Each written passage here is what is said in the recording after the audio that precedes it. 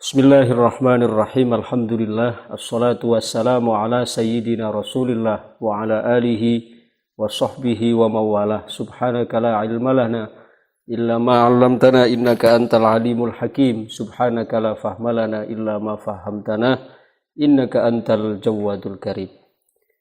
Alhamdulillah kita kembali bertemu dalam halaqah yang mubarakah ini dalam rangka mengisi bulan Sya'ban sebagai persiapan final sebelum kita memasuki bulan Ramadan dengan harapan doa Allahumma barik lana fi Rajab wa Sya'bana wa ballighna Ramadana amin ya rabbal alamin.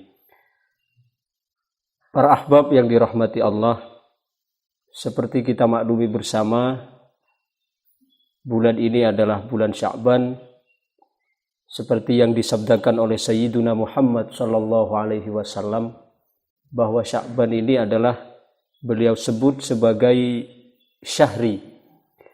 Beliau sebut sebagai syahrun nabi. Beliau sebut sebagai bulan nabi.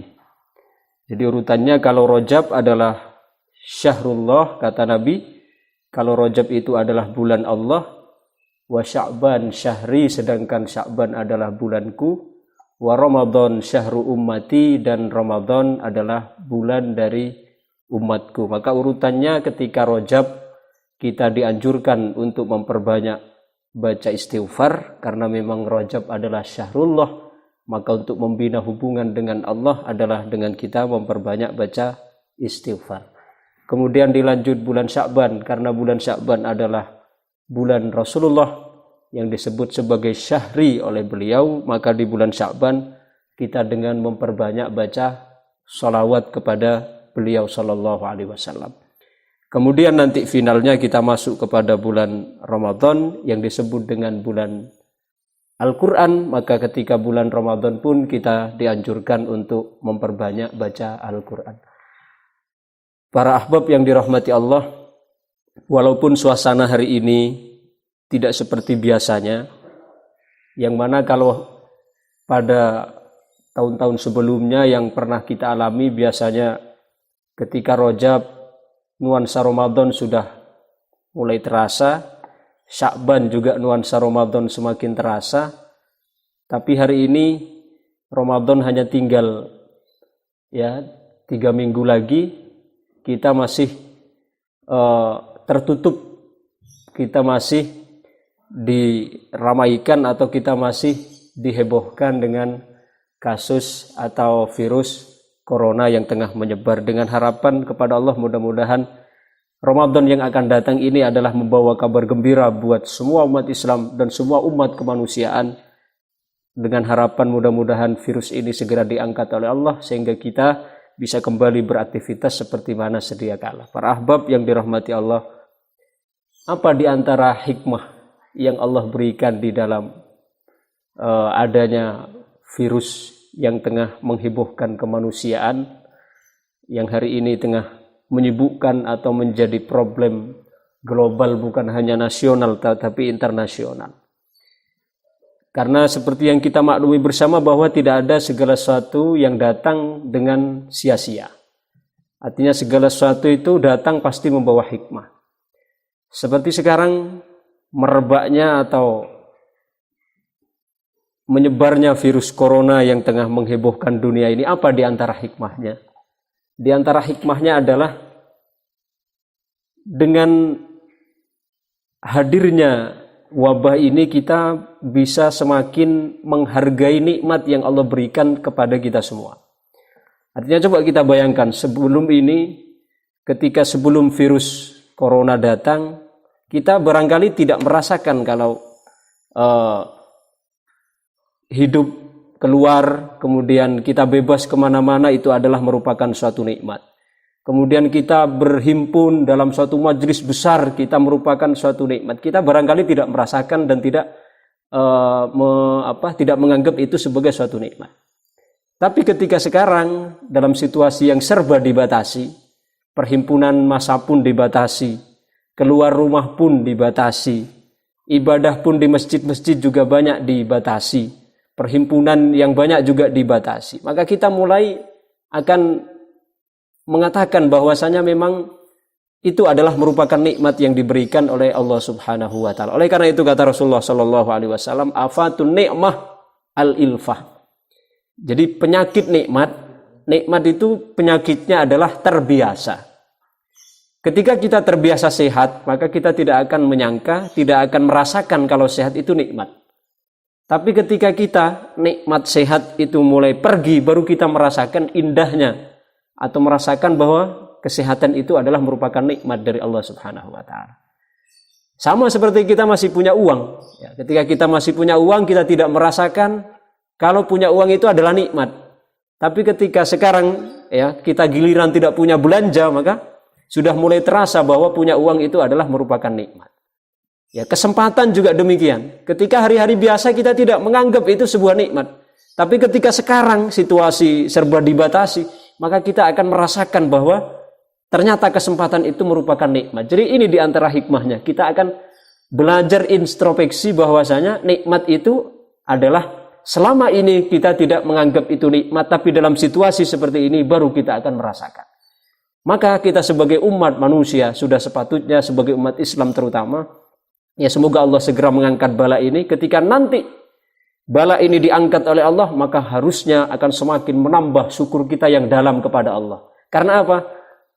Walaupun pada hari-hari biasa sebenarnya itu sudah ada, ya kesehatan telah Allah berikan, kemudian belanja telah Allah berikan, kesempatan telah Allah berikan. Tapi karena kita tidak merasakan, ya sehingga kita ketika dihadapkan seperti keadaan situasi seperti ini, baru kita akan merasakan bahwa itu merupakan nikmat yang tiada tara dari Allah Subhanahu wa taala. Oleh karena itu dalam firman Allah, wa in ta'uddu ni'matallahi la tuhsuha.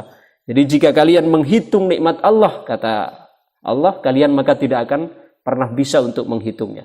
Nah, karena keserakahan kita, karena kerakusan kita, sehingga apa yang semestinya itu adalah nikmat dari Allah, tetapi karena itu merupakan sifat kita yang serakah, yang rakus, sehingga nikmat yang diberikan kepada kita itu tertutup.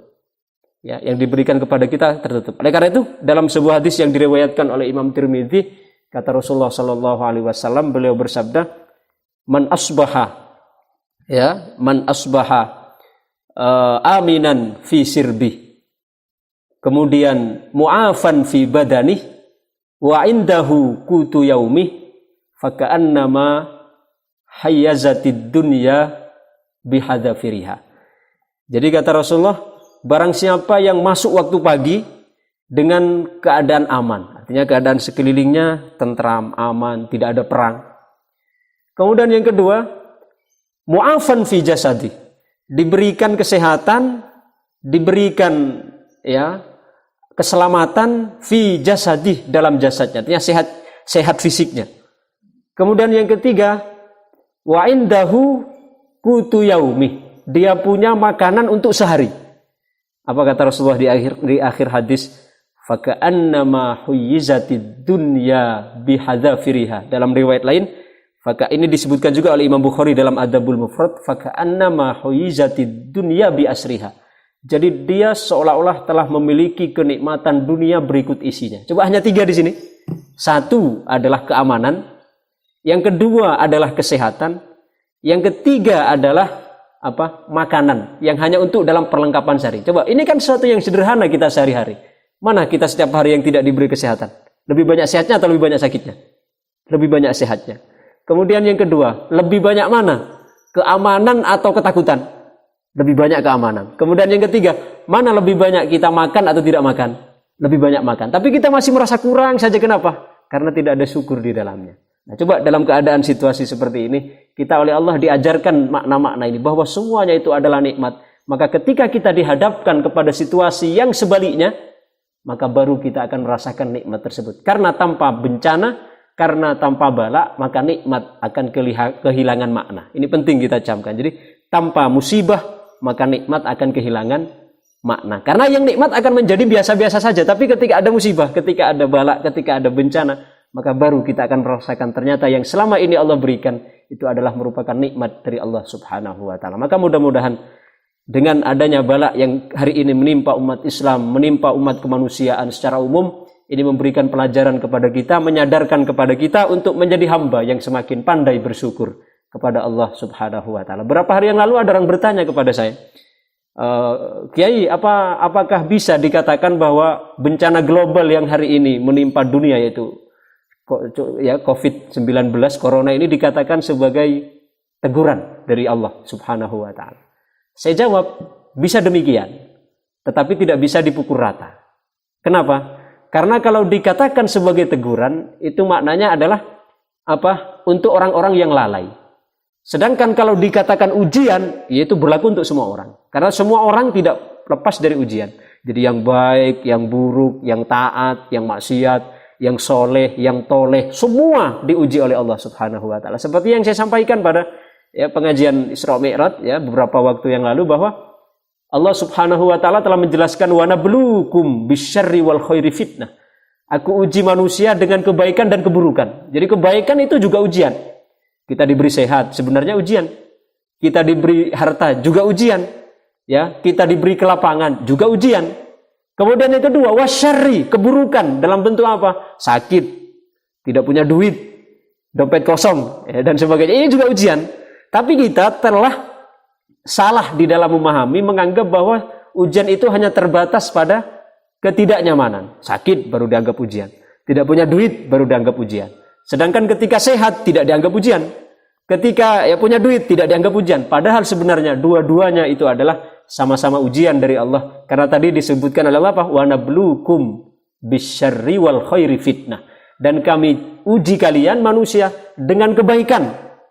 Wal khairi wal syarri, dan dengan keburukan. Apa tujuannya? Fitnatan, sebagai ujian. Lalu apa? Tutupannya ayat diakhiri dengan wa ilaina turja'un. Lalu kepada kamilah kalian dikembalikan. Ini ayat pertama. Kemudian ayat kedua, perhatikan. Ini memiliki korelasi atau hubungan yang begitu erat. Kata Allah di dalam ayat yang lain, di dalam ayatnya yang lain Allah menyebutkan, di dalam ayat yang lain di samping tadi wa nabluukum bisyarri wal khairi fitnah wa ilaina turja'un. Wa balawnahum bil hasanati was sayyiati la'allahum yarji'un. Coba lihat titik temunya dua ayat ini. Dan kami uji manusia bil hasanati, dengan kebaikan, was sayyiati, dan dengan keburukan. Apa tujuannya? La'allahum yarji'un, agar mereka mau kembali. Coba cocokkan dengan ayat yang tadi sebelumnya saya baca. Wa nabluukum bisyarri wal khairi fitnah wa ilaina turja'un. Kami uji manusia dengan kebaikan dan keburukan, dan kepada kamilah mereka kembali. Kemudian yang kedua, wa balawnahum bil hasanati wasayyiati la'allahum yarji'un. Dan kami uji manusia dengan kebaikan dan keburukan agar mereka kembali. Artinya ujian ini sebenarnya Allah berikan sebagai tali penghubung kita dengan Allah, supaya kita kembali kepada Allah baik dalam keadaan sarra maupun dharra, baik dalam keadaan senang maupun susah. Ya, jangan kita hanya kembali pada Allah dalam keadaan susah, tapi ketika senang kita tidak mau kembali kepada Allah. Jadi dua-duanya, entah senang, entah susah, semua kembali kepada Allah. Nah, kalau apa yang menimpa itu dianggap sebagai ujian, ini berlaku untuk semua orang. Ya, walaupun statusnya ujian sekarang, walaupun yang diturunkan sama ujian, akan tetapi nanti muatannya itu berbeda. Oke lah, untuk orang yang lalai bisa dianggap sebagai teguran. Tapi kalau untuk orang-orang yang dikasihi oleh Allah, untuk orang-orang muqarrabin, untuk orang-orang yang dekat dengan Allah, para wali, para nabi, maka ujian bukan sebagai teguran, tapi ujian itu ibarat sebagai cubitan kekasih. Ibarat sebagai cubitan kekasih. Artinya apa? Justru coba ketika kita dicubit oleh kekasih gimana? Apa kita marah? Justru kita dicubit satu masih minta yang satunya lagi. Kenapa? Karena cubitan kekasih artinya apa? Di situ ibarat cubitan mesra dari Allah. Ya. Oleh karena itu di sana kalau kita perhatikan sabda Rasulullah sallallahu alaihi wasallam, asyaddul bala'i al-anbiya fal auliya tsummal amsal fal amsal. Ya, asyaddul bala al-anbiya tsummal amsal fal amsal. Jadi bala yang paling besar kata Nabi itu adalah diberikan kepada para nabi. Jadi tidak ada bala yang besar seperti diberikan kepada para nabi itu. Nabi Ayub, siapa di antara kita yang pernah sakit seperti Nabi Ayub? Orangnya kaya jadi semua hartanya ludes. Kemudian anaknya yang banyak semua meninggal. Bahkan istrinya semua meninggalkan kecuali satu, Siti Rahmah. Ya, beliau badannya habis. Hingga suatu ketika beliau sakit 8 tahun.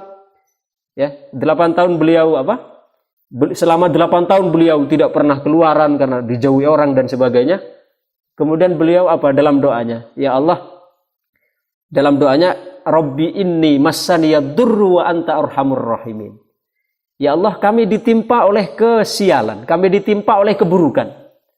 Ya, keburukan ini hanya dalam kamus kita sebagai manusia. Karena dalam kamus Allah tidak ada keburukan. Yang ada adalah kebaikan. Jadi kita dikatakan ada baik, ada buruk, itu dalam kamus kita sebagai manusia. Dalam kamus Allah semua baik. Ya, karena apa?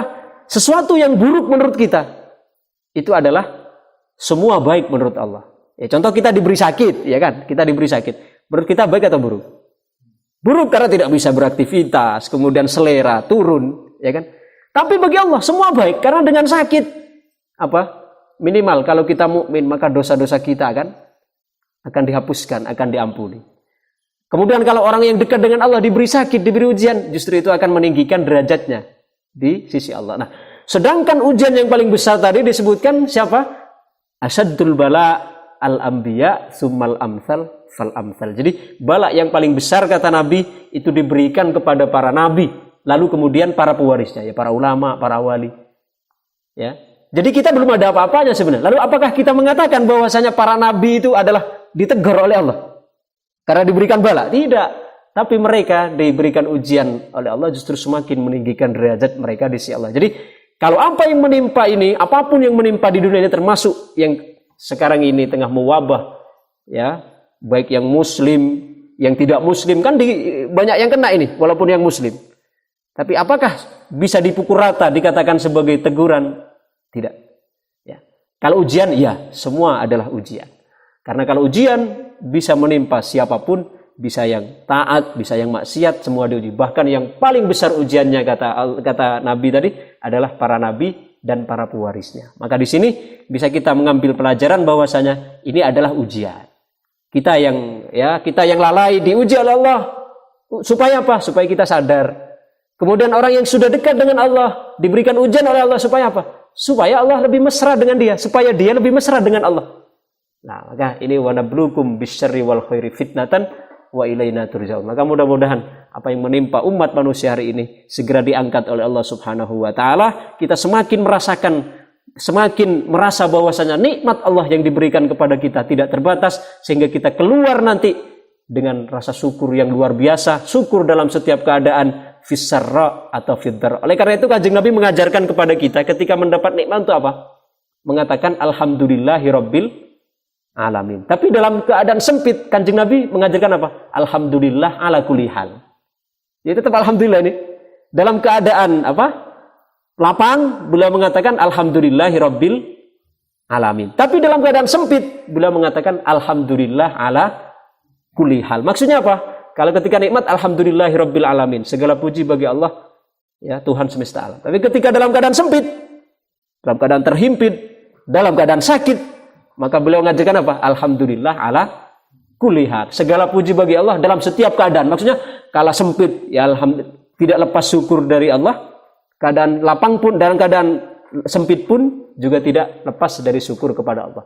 Sehingga dengan demikian kita dicatat oleh Allah di antara golongannya hamba-hamba yang sedikit. Siapa? Di antara doanya Sayyidina Umar, ya Allah jadikanlah kami dari golongannya orang-orang yang sedikit. Lalu ada yang bertanya, wahai Umar, siapa yang kau maksud orang-orang yang sedikit? Lalu Sayyidina Umar mengatakan dengan menyebut firman Allah, wa qalilum min ibadiyas syakur. Sedikit sekali hamba-hambaku orang-orang yang bersyukur. Jadi yang diminta Sayyidina Umar tadi, Allahumma ja'alna minal qalil, ya Allah jadikanlah kami dari golongannya orang-orang yang sedikit. Maksudnya siapa? Orang-orang yang ahli syukur ini. Maka di sini kita ya jangan pernah kehilangan rasa syukur kepada Allah dengan tetap ya kita berusaha untuk menjaga kesehatan, baik kesehatan zahir maupun batin. Anjuran pemerintah kita lakukan, usaha batin yang dianjurkan para ulama juga kita lakukan, sehingga mudah-mudahan apa yang menimpa umat manusia ini segera cepat diangkat dan kita semua bisa mengerjakan ibadah puasa dan ibadah-ibadah yang lain dengan penuh ketenangan, ketentraman menjadi hamba-hamba Allah yang pandai bersyukur. Amin amin ya rabbal alamin. Allahumma anfa'na bima 'allamtana wa 'allimna ma yanfa'una wa zidna ilma. Wa sallallahu ala sayyidina Muhammad wa ala alihi wa sahbihi wa barik wa sallim walhamdulillahi rabbil alamin.